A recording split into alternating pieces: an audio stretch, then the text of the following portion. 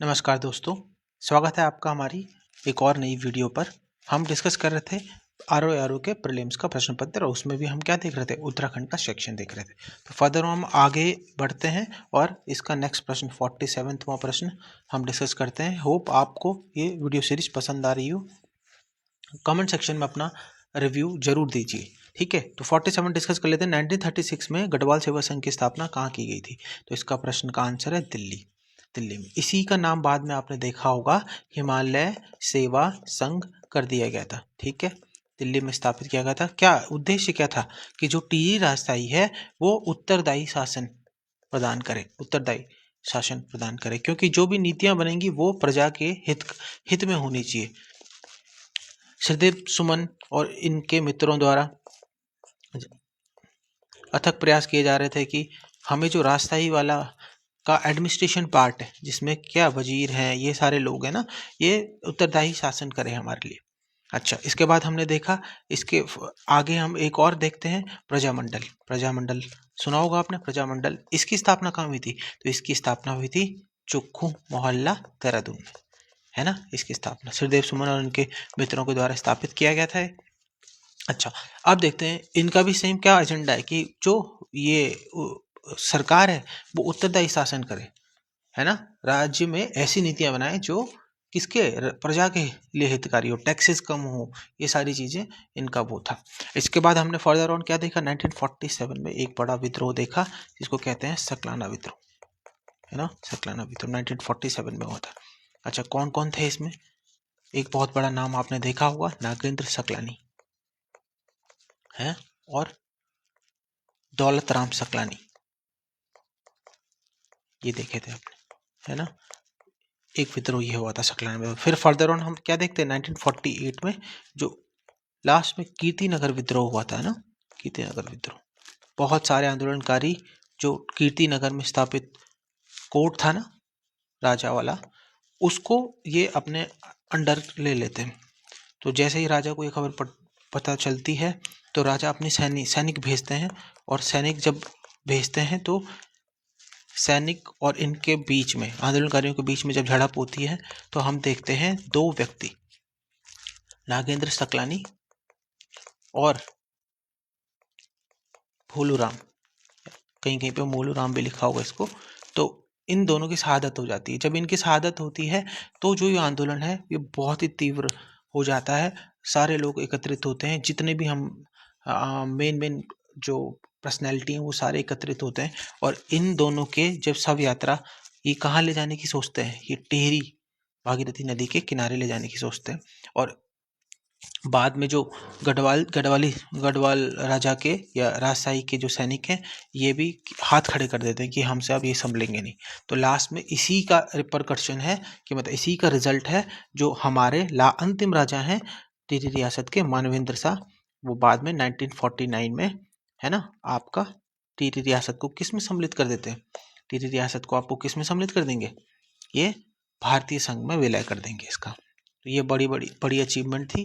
तो प्रजामंडल, हिमालय सेवा संघ, सकलाना विद्रोह, कीर्तिनगर विद्रोह को कहते हैं कि टिहरी राजशाही के ताबूत में अंतिम कील का काम इस विद्रोह ने करा, है ना। इसके बाद जनता बहुत भड़क गई थी और अंतिम रूप से मानवेंद्र शाह को इसे टिहरी रियासत को किस में शामिल करना पड़ा, आपकी भारतीय संघ में विलय होना पड़ा। अब कब हुआ था वो डेट कई बार आपने देख लिया होगा, प्रश्न बन जाता है। तो 1 अगस्त 1949 को इसका विलय भारत संघ में हो गया था, ठीक है। तो ये बड़ी घटनाएं थी। बाकी जब इसको हम डीपली उत्तराखंड की हिस्ट्री में पढ़ेंगे टिहरी रियासत को, तो वहाँ पूरा डिस्कस कर देंगे कि क्या क्या मुद्दे थे, क्यों ये हुए, है ना, ये सारे। अच्छा, नेक्स्ट प्रश्न देखते हैं क्या है हमारे पास। 48वां प्रश्न आपका बनेगा, लोसर पर्व का संबंध किस जाति से है ना। 48 में बोल रहा है लोसर पर्व का संबंध उत्तराखंड की किस जनजाति से। अच्छा, लोसर पर्व होता क्या? लोसर पर्व होता है जो तिब्बती मूल के लोग हैं, है ना, तिब्बती लोग हैं जो बौद्ध धर्म को मानते हैं। तो बौद्ध धर्म, ये तिब्बती लोग या बौद्ध धर्म वाले, इनका जो साल का नए साल होता है ना, नया साल, इसको लोसर कहते हैं, है ना। तो अब भारत में कहाँ कहाँ मनाया जाता है ये? जैसे आपका लद्दाख हो गया, एक बहुत आबादी जो बौद्ध धर्म से संबंधित है ना, लद्दाख हो गया, आपका सिक्किम हो गया, अरुणाचल प्रदेश हो गया, है ना, जहाँ जहाँ पे बौद्ध धर्म के अनुयायी हैं, ये मनाते हैं अपना क्या, लूसर पर्व, साल नए साल के अवसर पर बनता है। अच्छा, अब बताओ राज्य में कौन सी जनजाति है जो इससे संबंधित है, जो लूसर बनाती है? तो हमें पता है कि हमारी राज्य में एक जनजाति है भोटिया जनजाति, है ना। भोटिया जनजाति में भी हम क्या देखते हैं, जब हम उत्तराखंड का मैप ड्रॉ करते हैं तो जो सीमांत जिले हैं हमारे ऊपर के, सबसे ऊपर आता है उत्तरकाशी, फिर हमारा चमोली और पिथौरागढ़। तो यहाँ जो भिन्न भिन्न प्रकार के भोटिया जनजाति रहते हैं, उनको उनके रीजन के हिसाब से हम क्या बोलते हैं, कुछ नाम देते हैं। जैसे उत्तरकाशी के भोटियाओं को बोलते हैं जाड़ भोटिया, है ना। अच्छा, चमोली के हम देखते हैं मारछा और तोलछा। अच्छा, पिथौरागढ़ में देखते हैं हम कौन कौन से हैं, सौका, तार मिया, तरमियाई, है ना, और क्या देख रहे हैं, सौका, तारमियाई, ये सारे भोटिया हमें पिथौरागढ़ में मिलते हैं। तो अब देखो, इसमें से भी जो हमारे जाड़ भोटिया हैं वो इस पर्व को बनाते हैं, लोसर पर्व को, ठीक है। ये बौद्ध धर्म प्लस हिंदू धर्म दोनों को फॉलो करते हैं, है ना। कुछ रिचुअल्स हिंदू धर्म के, कुछ बौद्ध धर्म के, तो इनको फॉलो करते हैं और स्पेसिफिकली जाड़ भोटिया कहते हैं। अच्छा, इनको जाड़ भोटिया ही क्यों बोलते हैं, है ना। तो एक आपने नदी सुनी होगी जाड़ गंगा, है ना, जाड़ गंगा, इसी को क्या बोलते हैं, जाह्नवी नदी। कहाँ से निकलती है, तो उत्तरकाशी में स्थित थांगला ग्लेशियर के पास से निकलती है, और थांगला दर्रा भी है इसके पास। अच्छा, तो इस नदी की वजह से इस घाटी को क्या बोलते हैं, और यहाँ के इस घाटी को के लोगों को क्या बोलते हैं, जाड़ भोटिया, है ना। अच्छा, अब मैं आपको थोड़ा ब्रीफली इसकी फिजियोग्राफी समझा देता हूँ कि मतलब ये आती कहाँ से। अब देखो, आपने एक वैली सुनी होगी, इसका नाम है नेलोंग वैली, अभी प्रश्न में आया भी था, है ना, नेलोंग वैली। तो ये जाड़ नदी जो बहती है, ये नेलोंग वैली से ही होकर बहती है, जाड़ नदी, ठीक है।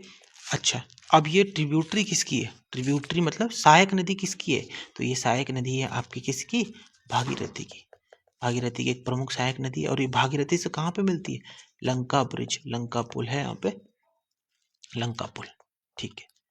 अच्छा, कुछ और डेटा है इसमें, जी हाँ, एक और डेटा आप नोट कर सकते हैं। जैसे हम क्या देखते हैं, गारतांग गली, गारतांग गली एक बहुत ही बड़ा टूरिस्टिक प्लेस है यहीं पे। तो ये जो आपका लंका पुल ऐसे बीच में पड़ता है ना, थोड़ा सा यहाँ बना, यहाँ ये देखिए लंका पुल ये बीच में है, इस तरफ ये नदी बह रही है, यहाँ ये जाड़ गंगा बह रही है ना।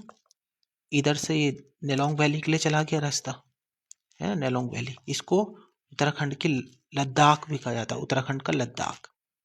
इस वैली को बहुत ही प्रसिद्ध वैली है, नेचुरल ब्यूटी के लिए बहुत ही आपकी जानी जाती टूरिस्टिक प्लेस है। तो ये आपने लंका पुल ये देखा, यहाँ पे आप देख रहे हो, इस तरफ ये है आपकी गारतांग गली, है ना, गारतांग गली। क्यों क्या क्या है इसका मतलब, गारतांग गली का पहले यूज होता था, जो हमारी भोटिया जनजाति है वो ट्रेड करती थी ना तिब्बत के साथ, तो ये ट्रेड रूट का एक पार्ट है, ट्रेड रूट, है ना, गारतांग गली। बहुत ही बढ़िया सुंदर, आप देखोगे ऐसे लकड़ी का इसमें ब्रिज बना हुआ है, और ये ऐसे किसको, पहाड़ को काट करके लकड़ी के ब्रिज उसमें बना है। थोड़ा रिस्की सा लगता है, लेकिन अब तो बहुत टूरिस्टिक प्लेस है ना। तो ये पूरी वैली हम समझ चुके हैं। अभी प्रश्न पटवारी वाले में भी आपने देखा होगा, रिसेंट में नेलोंग वैली का मेंशन किया गया था, है ना। तो ऐसे आपको रिलेट करने हैं बहुत सारे फैक्ट, तब जाके आप अच्छा स्कोर कर पाएंगे, ठीक है। अब देख लेते हैं नेक्स्ट प्रश्न क्या बनता है इसमें, थोड़ा इसको मैं मिटा देता हूँ। नेक्स्ट प्रश्न देख लेते हैं। नेक्स्ट प्रश्न है हमारे पास कि 49वां प्रश्न, दसोली ग्राम स्वराज संघ की स्थापना किसने करी थी, ठीक है, स्थापना किसने थी, ये वाला प्रश्न देखिए, दसोली ग्राम स्वराज संघ। अच्छा, दसोली ग्राम स्वराज संघ बहुत बड़ा नाम है, एक हमारे प्रमुख आंदोलनकारी रहे हैं, एक व्यक्ति हैं जिनका नाम है, एक्टिविस्ट भी हैं ये, ठीक है, वनों के संबंधित चंडी प्रसाद भट्ट जी। इन्हीं को 1982 में रेमन मैग्सेसे से, राज्य से दो ही व्यक्तियों को रेमन मैग्सेसे से मिला है, उनमें से एक व्यक्ति ये है और एक दीप जोशी हैं, 2009 में उनको मिला था। तो चंडी प्रसाद भट्ट जी की भूमिका किस आंदोलन में सबसे महत्वपूर्ण थी, आपने सुना होगा चिपको आंदोलन, है ना। चिपको आंदोलन, इसमें इनकी काफ़ी अच्छी भूमिका रही, इसी वजह से इन्हें रैमन मैग्सेसे पुरस्कार भी मिला था। चिपको आंदोलन से और कौन है संबंधित? गौरा देवी जी, है ना, रेणी गांव चमोली, है ना। तो ये जो चंडी प्रसाद भट्ट जी हैं, इन्होंने 1964 64 में, अच्छा आपको पता है चिपको आंदोलन का वर्ष क्या है? 73-74, है ना, 1973-74। इन्होंने 10 साल पहले ही ये संस्था स्थापित कर दी थी, और इनकी इस संस्था को स्थापित करने का मेन उद्देश्य था कि जो लोकल समस्याएं हैं, है ना, लोकल समस्याओं को एक एक समूह बनाकर इसको सॉल्व करने की कोशिश ये करते थे। महिलाओं को क्या करेंगे? महिलाओं को जागृत करेंगे, पार्टिसिपेशन बढ़ेगा उनका, तभी तो आप देख रहे हो रिजल्ट क्या है कि ये 73-74 में चिपको आंदोलन में महिलाओं ने बढ़ चढ़कर भाग लिया, जिसमें गौरा देवी सबसे महत्वपूर्ण थी। अच्छा, और देखिए चंडी प्रसाद भट्ट जी के अलावा हम और ऑप्शन देख लेते हैं। ऑप्शन ए में गौरा देवी मैंने ऑलरेडी आपको चिपको आंदोलन से बता दिया है। अच्छा, अब देखो आप, इसमें एक महत्वपूर्ण चीज आती है ऑप्शन सी में, जो सुंदरलाल बहुगुणा जी, इनके विषय में थोड़ा हम देख लेते हैं। सुंदरलाल बहुगुणा जी जो हम देख रहे हैं, ये क्यों फेमस है? ये राज्य में 2 आंदोलनों के लिए बहुत इंपॉर्टेंट है, बहुत फेमस है। एक है आपका पहला चिपको आंदोलन, है ना। अच्छा, दूसरा क्या है आपका? दूसरा आपका जो टिहरी बांध है ना, टिहरी बांध,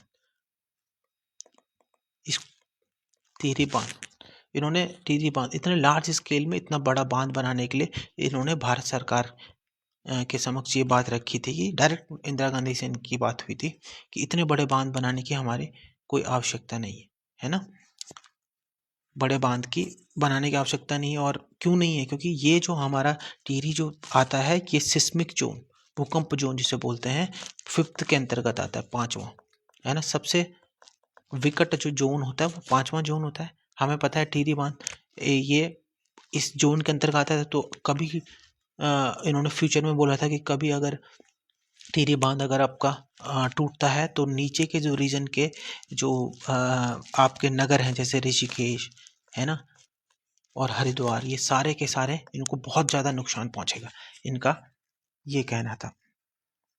अच्छा, अभी आपने सुंदरलाल बहुगुणा जी को देखा ही है, इनकी वाइफ जो है विमला बहुगुणा जी, अभी करंट में आपका ये प्रश्न पूछा जा सकता है, विमला बहुगुणा जी, इनका अभी निधन हुआ है ना। ये 2025 के स्टार्टिंग जैन या फेब में, जैन 2025 में इनका निधन हुआ है। ये बहुत बड़ी पिलर है किसके संबंध में? सुंदरलाल बहुगुणा जी के। सुंदरलाल बहुगुणा जी जब आप बात करते हैं तो विमला बहुगुणा जी का नाम अवश्य आता है। इन्होंने इनका पूरा साथ दिया, चाहे कोई सा भी आंदोलन हो, टिहरी बांध हो, है ना, चिपको आंदोलन है। विमला बहुगुणा जी का संबंध और एक चीज से है कि महिलाओं के उत्थान के लिए उन्होंने बहुत सारे काम करे। जैसे आप देखोगे, रात्रि पाठशालाएं इन्होंने स्थापित करी रात में, और मतलब लेडीज़ों को जब दिन भर, वैसे ही आपको पता है पहाड़ी मूल की औरतें दिन भर तो अधिकतर घर के कामों में, जंगल से लकड़ी लाना, इन सब में व्यस्त रहती है। तो बिमला बहुगुणा जी ने रात्रि क्लासेस जो बोलते हैं ना, क्लासेस इनके लिए लगाई ताकि इनका भी क्या हो, डेवलपमेंट हो औरतों का। अच्छा, बिमला बहुगुणा जी किसकी शिष्य हैं? ये हैं हमारी किसकी? सरला बहन, सरला बहन, है ना, कैथरीन हेलामाइन, इनकी सरला बहन किसके शिष्य हैं? ये हैं हमारी महात्मा गांधी जी की शिष्य। इन्होंने भी बहुत सारे औरतों को सेल्फ डेवलपमेंट उनका करने के लिए इन्होंने, आपको पता है अल्मोड़ा में इन्होंने अपने सरला जी बहन ने बहुत सारे कार्य किए। ठीक है, गांधी आश्रम से इनका क्या था, संबंध था। तो ये बड़ा बड़ा एक ओवरव्यू हो जाएगा इस प्रश्न का। बाकी और अनिल प्रकाश जोशी जी एक इस ऑप्शन में बसते हैं। तो अनिल प्रकाश जोशी जी हमारे आ जाते हैं, किससे संबंधित हैं? ये भी पर्यावरणविद हैं, और हेस्को, एक आपने सुना होगा हेस्को संस्था, इसके संस्थापक है। 1979 में ये स्थापित हुई थी। कहाँ से? देहरादून में है ये स्टेबलाइज, देहरादून के पास एक गांव है वहाँ पे। हेस्को जी, ये अनिल प्रकाश जोशी जी का महत्वपूर्ण योगदान है जीईपी, है ना, जो अभी आया था ना एक प्रश्न पटवारी में रिसेंट में, जीईपी जो हम डालते हैं ना, क्रॉस्ड इन्वायरमेंटल प्रोडक्ट। राज्य की समीक्षा इस तरीके से भी होनी चाहिए कि वो देश को क्या, कितने प्रकार की इन्वायरमेंटल सर्विसेज दे रहा है ना। जैसे हमारे राज्य में क्या है, जंगल है ना, नदियाँ हैं, शुद्ध वायु देते हैं हम, है ना। तो ये सारे कंपोनेंट्स इन्होंने बोला था और तब बाद में से हमारे उत्तराखंड की सरकार ने इम्प्लीमेंट भी करा और ये चर्चाओं में भी रहा था हमारा राज्य कि जीपी लागू करने वाला, जीपी लागू करने वाला हमारा राज्य एक उनमें से एक राज्य है, भारत के राज्यों में से एक राज्य है। ठीक है, तो ये 10 ऑलीग्राम वाला प्रश्न हमने देख लिया। अब आते हैं 50वां प्रश्न। निम्नलिखित में से कौन चारण उपनाम से संबंधित है? अच्छा, अब देखिए चारण उपनाम से हम जब किसी को देखते हैं तो हमने पढ़ा होगा शिव प्रसाद डबराल चारण, है ना, प्रसिद्ध इतिहासकार। ये बहुत ही मल्टी टैलेंटेड आदमी थे, इतिहासकार थे, ज्योग्राफी से इन्होंने पीएचडी करी थी, है ना, भूगोलविद बोल सकते हैं इनको, है ना, राइटर हैं ये। हमारे राज्य में जो विभिन्न प्रकार की खोजें हुई हैं उनमें इनका महत्वपूर्ण योगदान है ना। इंसाइक्लोपीडिया ऑफ उत्तराखंड भी इन्हीं को बोलता है, सारी जानकारी इनको उत्तराखंड के विषय में इंसाइक्लोपीडिया ऑफ उत्तराखंड इनको बोलते हैं। ठीक है, बाकी देखो अन्य ऑप्शन हम देख लेते हैं। अन्य ऑप्शन क्या है? हरिकृष्ण रतूड़ी, एक बहुत बड़ा नाम, जिन्होंने ये राज्य में, अगर हम गढ़वाल का इतिहास हमने सुना होगा, है ना, गढ़वाल का इतिहास इन्हीं के द्वारा लिखा गया। अच्छा, ये किसके टाइम पे थे? कीर्ति शाह के टाइम पे। कीर्ति शाह के टाइम पे थे ये। क्या थे? उनके वजीर थे। वजीर वो पदवी है जैसे पीएम होता है ना, सेम एज इट इज वो थे कीर्ति शाह के वजीर। अच्छा, कीर्ति शाह ने ही इनको ये इन्फ्लुएंस किया था कि आप गढ़वाल का इतिहास लिखो। तब गढ़वाल का इतिहास इन्होंने लास्ट में जब कब लिखा, पूर्ण जब हुआ 1928। इस टाइम कार्यकाल किसका है? नरेंद्र शाह का। तो ये कंफ्यूज नहीं करना है आपने ये याद रखना है कि देखो कीर्ति शाह ने तो इनको क्या दिया, सजेशन दिया, और ये गढ़वाल का इतिहास लिखने में, और ये कंप्लीट कब हुआ? नरेंद्र शाह के काल में 1928 में, है ना। तो आपको ये याद रखना। इसी के बाद आपने देखा होगा एक बद्रीदत्त पांडे जी द्वारा लिखित क्या है? कुमाऊं का इतिहास, इन्होंने लिखा कुमाऊं का इतिहास, है ना। कब लिखा है? 1937। ईयर जरूर याद रखें ना आपने, 37 में ये, है ना, और 1928 में ये। तो ये बड़ा नाम है हरिकृष्ण रतूड़ी जी। अच्छा, अब देखते हैं इनकी एक और रचना है हरिकृष्ण रतूड़ी जी की, नरेंद्र हिंदू लॉ। ये भी आप याद रखोगे, ठीक है। नरेंद्र हिंदू लॉ 1917 में इन्होंने लिखा है, नरेंद्र हिंदू लॉ। अच्छा, अब देखते हैं हम नेक्स्ट ऑप्शन। नेक्स्ट ऑप्शन में कौन आ जा रहे हैं हमारे? चंडी प्रसाद भट्ट जी ऑलरेडी मैं डिस्कस कर चुका हूँ बी ऑप्शन में। शिव प्रसाद डबराल जी हम डिस्कस कर चुके हैं। गंगादत्त उप्रेती जी को डिस्कस कर लेते हैं कि ये कौन व्यक्ति हैं। गंगादत्त उप्रेती, ठीक है, ये इनके पास उस टाइम पे तहसीलदार का पद था, ठीक है, और इनके द्वारा कुछ रचनाएं करी गई, कुछ बुक्स लिखी गई। उनमें से सबसे इम्पोर्टेंट जो मल्टीपल टाइम्स आपने देखा होगा, किसमें आई है?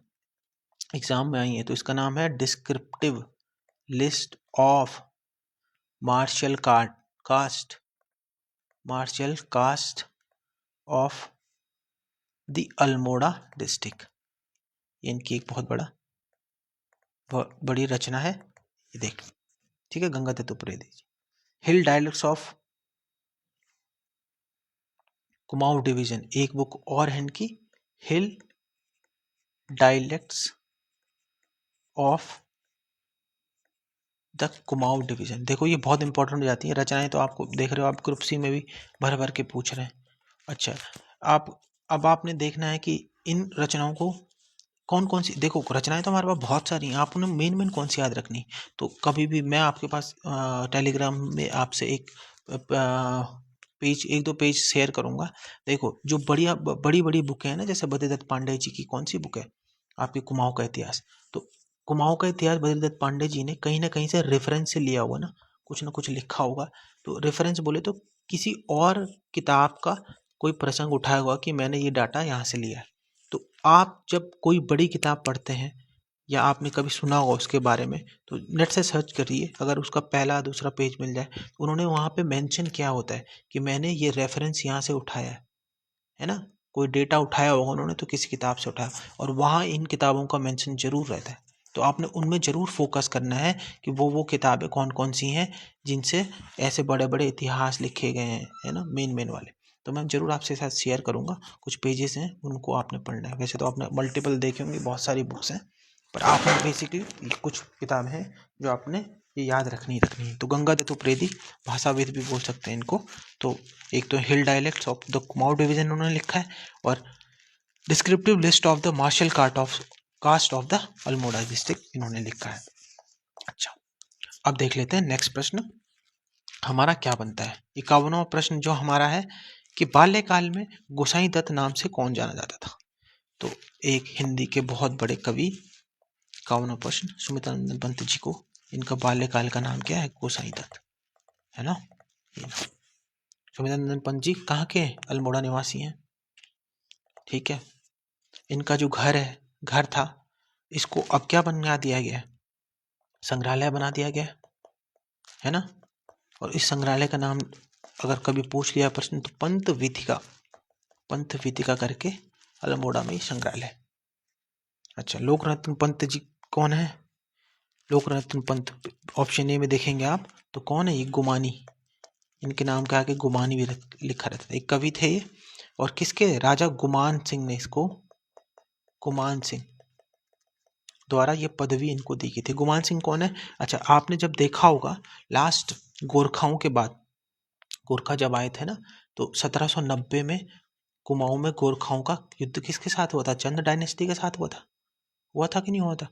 चंद डायनेस्टी के साथ जब ये इनका युद्ध हुआ, इन्होंने चंदों को भगाया, तो चंद के जो उस टाइम राजा थे ये दो शाखाओं में बट गए थे, है ना। एक अल्मोड़ा और एक तराई भाबर में ये स्थापित थे, तो तराई भाबर वाली, है ना, यहाँ बसे थे। ऐसा नहीं बोलूँगा कंप्लीटली ये मतलब राज्य छोड़ के चले गए थे। तो उनके वो जो बचे हुए चंद डायनेस्टी के लोग हैं, उन्हीं में से एक राजा कौन है, आपके राजा गुमान सिंह आगे के, है ना। इनका बाद में भी बहुत काफी नाम आता है। तो इन्हीं के एक कवि थे लोकरत्न पंत, इन्होंने इनका एक उपनाम दे दिया था, आगे टाइटल लगा दिया था गुमानी करके, ठीक है। तो इसको भी हमें याद रखना है। गोविंद वल्लभ पंत के बारे में तो आप बहुत सुना होगा। नेक्स्ट हमने डी डिस्कस कर दिया गोविंद वल्लभ पंत के बारे में। एक सीरीज मैं ऐसी बनाऊंगा कि जिसमें राज्य के इंपॉर्टेंट जो व्यक्तित्व हैं उनके विषय में सारी डिटेल्स उसमें आ जाए। अच्छा, अब आते हैं हम नेक्स्ट प्रश्न में, 52वां प्रश्न। 52वां प्रश्न हमारा क्या है, 52वां प्रश्न कह रहा है कि निम्नलिखित में से कौन सा एक सुशिर वाद्य है।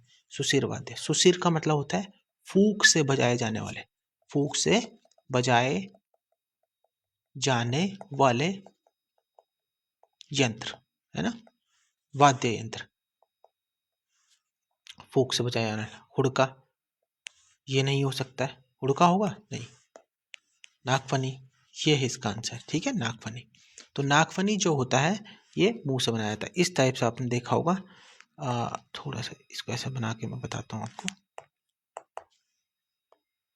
ऐसे कुछ शेप इसकी ऐसी कुछ होती है, नाक जैसी, है ना, ऐसे यहाँ से इसका ध्वनि निकलती है, यहाँ से जौनसार रीजन में आपने जरूर देखा होगा कहीं ना कहीं, जौनसारी इवेंट कुछ आपने देखे होंगे यूट्यूब में या कहीं पे भी, उसमें जरूर देखा होगा आपने नागफनी। ढोल कैसा हो, ये चर्म वाद्य यंत्र है, हुड़का भी चर्म वाद्य यंत्र है, चर्म वाद्य यंत्र, है ना, ये भी चर्म है। दोतारा कैसा है, घन वाद्य यंत्र, है ना, थोड़ा डिफरेंस होता है इन सब में। घन होता है जो जिनमें तार लगे होते हैं, चर्म होता है जिसमें चमड़े की खाल से वो यंत्र बना होता है। जैसे ढोल देखते हो आप, ढोल की आकृति ऐसी है ना। तो ये ये चमड़ा लगा होता है इसके दोनों साइड से। ऐसे हुड़का कैसा होता है, यहाँ एक चर्म लगा होता है, और ऐसे ही हुड़की छोटी से हाथ से बजाया जाता है इनको। तो ये हमने मेजर याद रखने हैं कि जो वाद्य यंत्र है इनमें भी क्या आ रहे हैं, कुछ की कैटेगरी सुशिर है, कुछ की कैटेगरी चर्म है, कुछ की कैटेगरी घन वाद्य है ना। तो इनको अलग अलग देख लेंगे कहाँ कहाँ से हैं, कौन से किससे संबंधित है, आप जरूर को देखिएगा। नेक्स्ट प्रश्न मैं बता देता हूँ आपको, 53वां प्रश्न डिस्कस कर लेते हैं। बद्रीनाथ के रावल पुजारी परंपरा अनुसार किस राज्य के मूल निवासी होते हैं। तो आपको पता है कि हमारे राज्य में जो हमारे चार धाम है, चार धाम में जो बद्रीनाथ है ना, और केदारनाथ है। यहाँ पे जो पुजारी हैं वो किसी हमारे राज्य के नहीं है ना, राज्य से बाहर के लोग हैं। तो बद्रीनाथ में तो रावल होते हैं, है ना। जो रावल लोग हैं इनका संबंध कहाँ से? केरल से, है ना। ये इस प्रश्न का आंसर भी केरल है, ठीक है, केरल। अच्छा, ये जो ब्राह्मण होते हैं बद्रीनाथ में, जो ब्राह्मण है ये किसके वंशज हैं? हमने देखा आदि गुरु शंकराचार्य, तो ये यहाँ पर पूजा करते हैं, ठीक है। इनको ये एडवांटेज दिया गया है आदि गुरु शंकराचार्य जी के विषय में जब हम देखते हैं तो कत्यूरी जो काल है, कत्यूरी काल में आपने देखा होगा जितने भी हमारे इनका आगमन हुआ था, आदि गुरु शंकराचार्य जी का आगमन हुआ था, और शंकराचार्य जी ने यहाँ पर बहुत सारे क्या बनाए? मंदिरों का निर्माण करा, जिसमें केदारनाथ सबसे इम्पोर्टेंट है ना। यहाँ इन्होंने समाधि भी ली थी। बद्रीनाथ हो गया, है ना, पंचबद्री, पांच बद्रियों में के अलग अलग स्थापित किया था। अच्छा, आदि गुरु शंकराचार्य जी के ही वंशज हैं, और ये अगर इनका स्पेसिफिकली नाम, जाति का नाम पूछ लिया जाए तो ये नंबू तीरी या नंबूदारी करके होगा, ब्राह्मण है ये, ठीक है, जो पूजा करते हैं आपकी बद्रीनाथ में। अच्छा, अब आ जाते हैं हमारे केदारनाथ वाले। यहाँ पर भी रावल है। केदारनाथ वाले जो हमारे रावल हैं वो कर्नाटक से संबंधित है, और एक समुदाय है, इसको बोलते हैं क्या? लिंगायत, लिंगायत कम्युनिटी है, इनसे संबंधित है कर्नाटक से। तो अगली बार कहीं प्रश्न ऐसा आ जाए कि ये तो पूछ लिया है इस बार कि बद्रीनाथ के रावल परंपरा अनुसार किस राज्य के मूल निवासी, अगली बार कहीं केदारनाथ में पूछ ले, ठीक है। तो आगे बढ़ते हैं हम आगे प्रश्न में, 54वां प्रश्न। तो 54वां प्रश्न हम देख रहे हैं कि निम्नलिखित में से कौन सा मंदिर गढ़वाल में स्थित है? गढ़वाल में स्थित मंदिर का पूछ रहे हैं। तो गढ़वाल में स्थित मंदिर हम देखते हैं, तो धौलीनाग का है पिथौरागढ़ में, पिथौरागढ़, बेड़े नाग ये भी पिथौरागढ़ में, काले नाग ये पिथौरागढ़ में। तो एक ही प्रश्न बचता है नागनाथ पोखरी, एक ही ऑप्शन बचता है आपका नागनाथ पोखरी। नागनाथ पोखरी कहाँ है आपका? चमोली में स्थित है, चमोली। अच्छा, अभी रिसेंट में कुछ आपको याद आ रहा है इससे रिलेटेड? रिसेंट में कुछ ऐसा डेवलपमेंट हुआ हो जहां से आपको ये याद आ रहा हो? है नहीं ना? चलो मैं बताता हूँ आपको। पिछली बार हमने राष्ट्रीय शिक्षक पुरस्कार देखा होगा, जो हमारी माननीय राष्ट्रपति जी ने दिया था, है ना। तो यहीं से राष्ट्रीय शिक्षक पुरस्कार, तो यहीं की एक शिक्षिका है जिनका नाम क्या था? मंजू बाला, है ना, मंजू बाला, इनको मिला था, ठीक है। और इस साल का, ये 2024 का है, जब हम बात करेंगे 2025 की, तो 2025 में, है ना, आपकी जो मैडम है ना, अच्छा अच्छा थोड़ा सा गड़बड़ हो गया मामला, मैंने मंजू बाला तो अभी है इस वर्ष की। अच्छा, ये थी कुसुमलता, कुसुमलता, मेरे को ध्यान आया, कुसुमलता घरडिया, ऐसे कुछ इनका नाम है। ये पिछले बार की 2024 की, तब 2025 की बात होगी तो मंजू बाला, डॉक्टर मंजू बाला है इनका नाम, मंजू बाला, ठीक है। इनकी बहुत इंटरेस्टिंग स्टोरी है।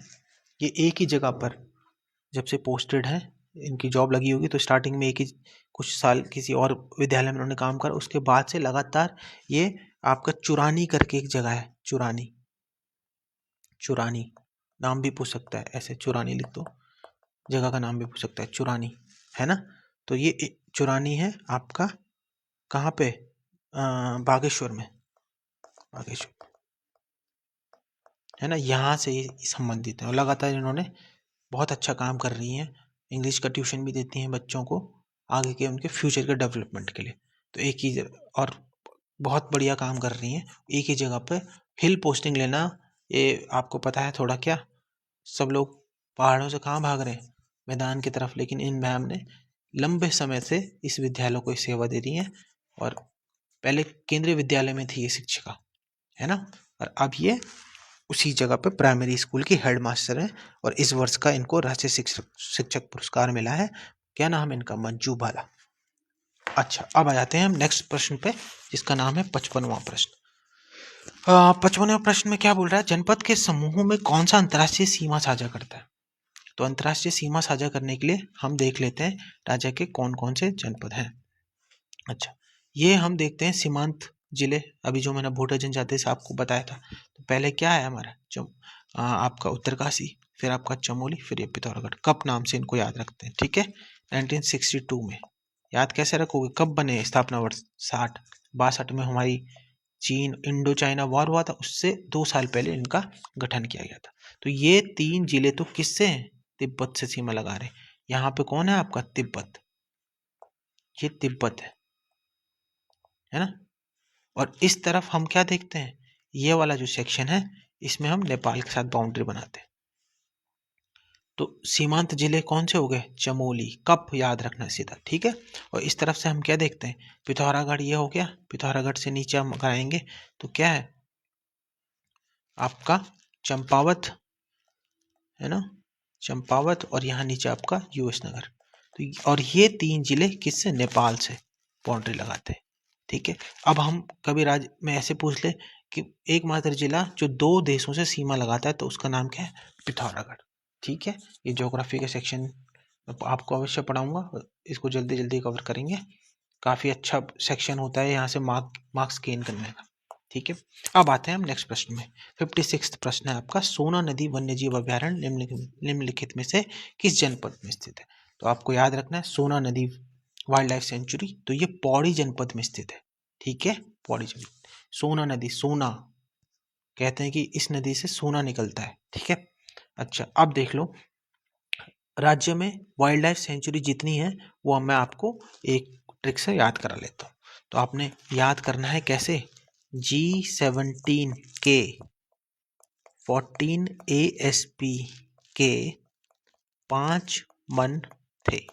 बहुत इजी ट्रिक, सिर्फ आपको इसमें 2 वाइल्ड लाइफ सेंचुरी के स्टेब्लिशमेंट ईयर याद रखने, स्थापना वर्ष, है ना। कोई से भी याद कर लो, जैसे मुझे क्या है, केदारनाथ का याद है 1972, इसका भी याद है 1955, है ना। ये सारी इसमें वाइल्ड लाइफ सेंचुरी जाएंगी, मैं बताता हूँ। जैसे गोविंद वाइल्ड लाइफ सेंचुरी पहली जो हम देखते हैं, ये 1955 में उत्तरकाशी जिले में स्थित, 1955 में इसका स्थापना दिवस। 55 में अगर आप 17 जोड़ते हैं तो ये बनता है 72। तो 1972 में कौन सी, केदारनाथ वाइल्ड लाइफ सेंचुरी। 72 में आप 14 जोड़ते हैं तो ये 86 बनता है। और ये 3 वाइल्ड लाइफ सेंचुरी ASB लगातार है, 86, 87 और 88, है ना। ये 3 लगातार है हमारी। और इसमें कौन कौन सी आ जाती है, अस्कोट, सोना नदी, है ना। 88 में कौन है, विंसर, 20 से विंसर। अच्छा 88 में अगर आप 5 जोड़ते हैं, ये जो प्लस प्लस ये वाले साइन है इसमें इतने जोड़ने हैं, 17, 14, 5, 88 में 5 जोड़ेंगे तो 1993। और 1993 में माँ से Mussoorie, Mussoorie wildlife sanctuary, इसी को विनोग माउंटेन क्वेल, पुराना नाम इसका Benog mountain quail wildlife sanctuary करके, ठीक है। तो इसका पुराना नाम Benog mountain quail, mountain quail. Last में हमारी एक और बस्ती है, इसका नाम क्या है, नंदौर। नंदौर, पिछली बार प्रश्न बन रहा था कि नंदौर वाइल्ड लाइफ सेंचुरी कहाँ है, तो ना से नंदौर और ना से नैनीताल याद रखोगे, नैनीताल जिले में स्थित है। अच्छा इसका स्थापना वर्ष कैसे रखोगे, इसको आपको इस ट्रिक से थोड़ा सा हट के याद रखना है, ये 2012 की है, लेटेस्ट यही है, ठीक है। तो एक बार फिर से रिवाइज कर लेते हैं, देख लेते हैं यहाँ पे से क्या क्या मैंने बताया आपको। तो G17 के 14 ASB के 5 मन थे, ठीक है, हो गए। G17, जी मतलब गोविंद वाइल्ड लाइफ सेंचुरी 1955, 17 जोड़ोगे तो 1972 केदारनाथ वाइल्ड लाइफ सेंचुरी, 72 में 14 जोड़ोगे तो अस्कोट 86 आ जाएगी, फिर सोना नदी 87, 88 में विंचर आ जाएगा, और इसमें 88 में 5 जोड़ोगे तो 93 आ जाएगा मसूरी। नंदौर 2012 की नैनीताल, है ना। विंचर कहाँ है, अल्मोड़ा में। सोना नदी कहाँ है, पौड़ी में, है ना। अस्कोट कहाँ है, पिथौरागढ़ में। और गोविंद वाइल्ड लाइफ सेंचुरी कहाँ है, उत्तरकाशी में। तो ये आपको वाइल्ड लाइफ सेंचुरी उनके क्या बोलते हैं, संबंधित जिले, और क्या याद रखना है आपको, इनके स्थापना वर्ष। तो ये एक ट्रिक है, आप इसको मल्टीपल टाइम लिखोगे तो आपको इजीली याद हो जाएगा। ठीक है, इसी क्रम में आपको इनके कभी आगे क्या क्षेत्रफल भी याद करा दूंगा, कितने क्षेत्रफल में ये इनका एक्सपेंशन है, ये कितने क्षेत्र में फैली हुई है, ये आ गया। अच्छा, अब देख लेते हैं 57वां प्रश्न, काफी अच्छा प्रश्न ये वाला। निम्नलिखित में the Chipko movement of people history पुस्तक के लेखक कौन है? इस पुस्तक के लेखक पूछ रहा है कि कौन है। तो आपको याद रखना है, राज्य में एक बहुत बड़ा नाम शेखर पाठक जी है ना। शेखर पाठक जी को अगर आप याद रखोगे तो आप किस चीज से याद रखते हो? ये क्या है, हमारे एक हिस्टोरियन है ना, इतिहासकार भी है, प्रोफेसर हैं ये। इनकी बहुत सारी बुक्स अधिकांश हम देख रहे हैं बहुत सारे एग्जाम्स में पूछ ली जाती है। तो बुक्स से पहले हम शेखर पाठक जी को एक संस्था से याद रखते हैं जिसका नाम है पहाड़, है ना, इंग्लिश में लिखते हैं इसको PAHAR। कभी इसकी फुल फॉर्म ना पूछ ले तो इस बार इसको ऐसे भी इसकी फुल फॉर्म भी याद रख लेना, people's association for Himalayan area research. ठीक है, इससे याद रखोगे पहाड़। अच्छा, ये किस चीज के रिस्पॉन्सिबल है? पहाड़ जो संस्था है, आपने एक यात्रा सुनी होगी अस्कोट से अराकोट, है ना, अस्कोट से अराकोट, बहुत चर्चित यात्रा रहती है ये सारी समस्याएं एनालिसिस करते हैं, राज्य के विभिन्न जिलों में जाकर के पिथौरागढ़ से यात्रा करते हैं और आपके कहाँ पर रुकते हैं? उत्तरकाशी के आराकोट में। इतनी बढ़िया है ना, काफी लंबी यात्रा है। तो ये एनालिसिस करते हैं कि जितने भी हमारे राज्य के अंदर नदियां हैं, इनका 10-1 साल के एक्सपैन में कितने चेंजेस आ रहा है, जोग्राफिकली उस और टोपोग्राफिकली ये कितना चेंज हो रहा है इस रीजन में। अस्कोट से आराकोट जो रीजन, अस्कोट कहाँ पड़ता है आपका? पिथौरागढ़ में, और आराकोट में आपको बता दिया उत्तरकाशी। तो ये पहाड़ संस्था 1974 से इन्होंने ये पहाड़ संस्था की स्थापना करी थी, 1974, है ना। अच्छा, और शेखर पाठक जी के विषय में और क्या है आपका? बुक्स देख लेते हैं इनकी। ठीक है, बुक्स आप देख लेते हैं शेखर पाठक जी की। अभी एक लेटेस्ट बुक है, ये जरूर मुझे लगता है कहीं ना कहीं प्रश्न बनता है, हिमांक और क्वथनांक, ये लेटेस्ट बुक है इनकी 2024 की, इसको जरूर याद रखना। क्वथनांक के बीच 2024 में लिखी इनकी बुक्स बहुत इंपॉर्टेंट हो जाती है। जैसे आपने एशिया की पेट पर, ये सुनी होगी एक, है ना, उत्तराखंड में कुली बेगार पर था, ये सुनी होगी आपने। दास्तान हिमालय इन्हीं की बुक है, हरी भरी उम्मीद इन्हीं की बुक है। पर ये लेटेस्ट आपको मैं ये याद करवा रहा हूँ, हिमांक और क्वथनांक के बीच, है ना, इनकी लेटेस्ट बुक है। और मेन पर्सनैलिटी हम देख लेते हैं, जैसे कि इसमें है चंडी प्रसाद भट्ट जी, मैंने ऑलमोस्ट आपको पढ़ा दिया। अच्छा, सुंदरलाल बोगना जी को थोड़ा और देख लेते हैं। जैसे इनकी एक लेटेस्ट ग्रुप सी में एक एग्जाम में प्रश्न बना था कि इन्होंने एक साइकिल यात्रा करी थी, है ना, कहाँ से कहाँ तक? ये करी थी गंगा सागर जो वेस्ट बंगाल में है से लेके गंगोत्री तक इन्होंने एक यात्रा करी थी। क्योंकि हमें पता है सुंदरलाल बोगना जी किस किस मूवमेंट से रिलेटेड है? चिपको मूवमेंट, है ना। चिपको मूवमेंट में 2 पर्सनैलिटी तो हमने ऑलरेडी पढ़ चुकी हैं, चंडी प्रसाद भट्ट जी और गौरा देवी। इनका क्या इंपॉर्टेंस थी सुंदरलाल बोगना की चिपको मूवमेंट में? वर्ल्ड वाइड अगर किसी ने फेमस किया है इस आंदोलन को तो ये कौन है? सुंदरलाल बोगना जी। टीवी मीडिया इन सब के सामने इन्होंने काफी प्रखरता से ये रखा था बात, तो वर्ल्ड वाइड इन्होंने बहुत फेमस किया था इस आंदोलन को। जब बात करते हैं इनकी कौन सी टिहरी बांध से रिलेटेड इनके संघर्ष को जब हम देखते हैं तो ये साइकिल यात्रा जो मैंने आपको बताई थी, है ना, गंगा सागर वेस्ट बंगाल से लेके कहाँ तक की थी? ये गंगोत्री तक की। तो ये यात्रा इन्होंने यही निकाली थी। अच्छा, एक और चीज हम इनकी और देखते हैं, इन्होंने 5000 किलोमीटर की ट्रांस हिमालयन यात्रा भी करी है। क्या पता इस बार ये प्रश्न पूछा है। हिमालयन यात्रा, फुट मार्च बोलते हैं इसको, फुट मार्च।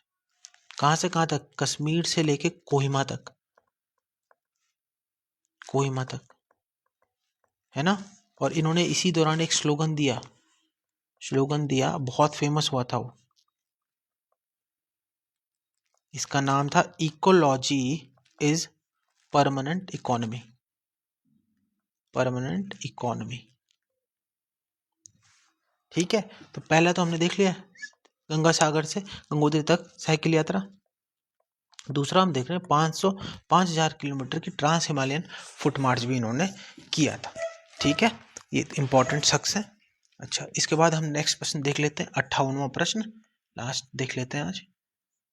58वां प्रश्न ये आपका बनता है ये वाला। उत्तराखंड में निम्नलिखित में से किस जनपद में सर्वाधिक कृषि योग्य भूमि है? तो आपका इजी क्वेश्चन, उधम सिंह नगर। कहाँ पे होंगी? ऑब्वियसली उन जिलों में ही तो क्या होंगी, ज़्यादा कृषि योग्य भूमि होंगी ना, जो मैदानी है।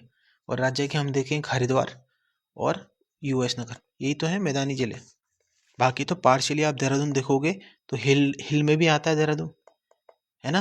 बाकी और देखो पौड़ी, कोटद्वार वाले नीचे मैदानी इलाकों में आ रहा है, लेकिन ऊपर हिल है ना।